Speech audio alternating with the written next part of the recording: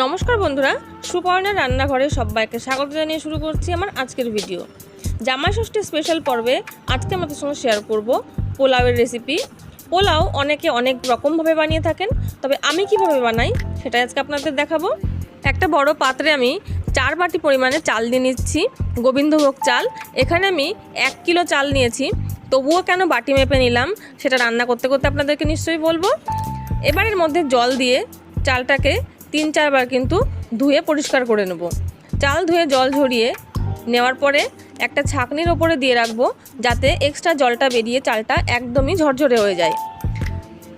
কিছুক্ষণ রাখার পরে কিন্তু চালটা এরকম ঝরঝরে হয়ে গেছে, একদম শুকনো।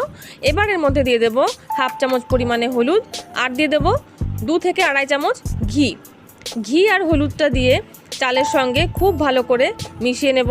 একটু সময় নিয়ে আস্তে আস্তে মেশাবো, যাতে প্রত্যেকটা চালের সঙ্গে হলুদ আর ঘি খুব ভালোভাবে মিশে যায়।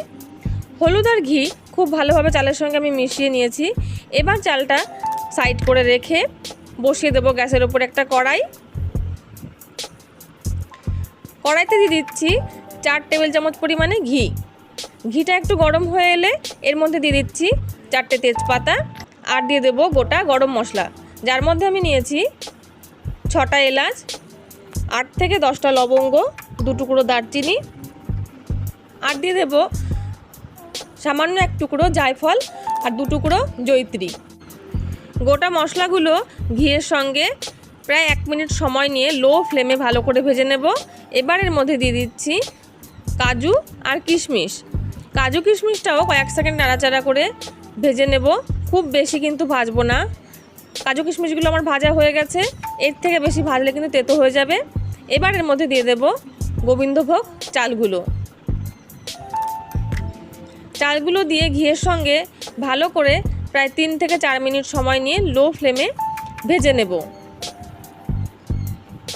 তবে হ্যাঁ, ভাজার সময় কিন্তু বারে বারে নাড়তে হবে, তলা থেকে যেন কোনোভাবেই লেগে না যায়, তাহলে কিন্তু পোলাওয়ের টেস্ট একদমই খারাপ হয়ে যাবে।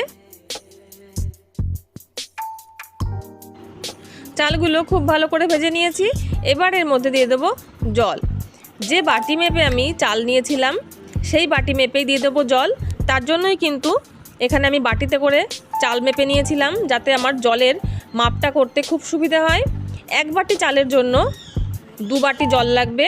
আপনারা যে কোনো বাটি বা গ্লাস বা কাপ যা কিছুই হোক মেপে নিতে পারেন। আমি এখানে বাটি মেপে নিয়েছি। এবার আমি ঢাকা দিয়ে 3 মিনিট হাই ফ্লেমে রান্না করে নেব। 3 মিনিট পরে জলটা কিন্তু অনেকটাই টেনে গেছে। এবার এর মধ্যে দিয়ে দেব চিনি। আমি এখানে 1 কিলো চালের জন্য প্রায় 200 গ্রাম চিনি দিলাম। চিনিটা আপনারা আপনাদের পছন্দ মতন দেবেন, কমিয়ে বা বাড়িয়ে। আর দিয়ে দিচ্ছি স্বাদ মতন লবণ আর চিনি দিয়ে খুব ভালো করে চালের সঙ্গে মিশিয়ে নেব। মেশানো হয়ে গেলে আবারও ঢাকা দিয়ে 7 থেকে 8 মিনিট রান্না করব। তবে হ্যাঁ, মাঝে মাঝে কিন্তু ঢাকাটা তুলে নেড়ে দিতে হবে। ঢাকাটা কিন্তু আমি খুলে নিয়েছি। পোলাও কিন্তু আমার এখানে একদম রেডি হয়ে গেছে, তবে এখানে কিন্তু অনেকটাই চটচটে দেখাচ্ছে। এবার এই পোলাওটা আমি নামিয়ে যখন ঠান্ডা করে নেব, তখন কিন্তু একদমই ঝুরঝুরে হয়ে যাবে। আমি এবার পোলাওটা নামিয়ে আপনাদের ঠান্ডা করে দেখাচ্ছি। দেখুন, পোলাওটা কিন্তু একদমই ঝুরঝুরে হয়ে গেছে ঠান্ডা হয়ে যাওয়ার পরে। আমার এই পোলাওয়ের রেসিপিটি আপনাদের কেমন লাগলো তা অবশ্যই কমেন্টে জানাবেন, এবং ভিডিওটিকে লাইক আর চ্যানেলটিকে সাবস্ক্রাইব করার অনুরোধ রইল। আমার সঙ্গে থাকার জন্য ধন্যবাদ।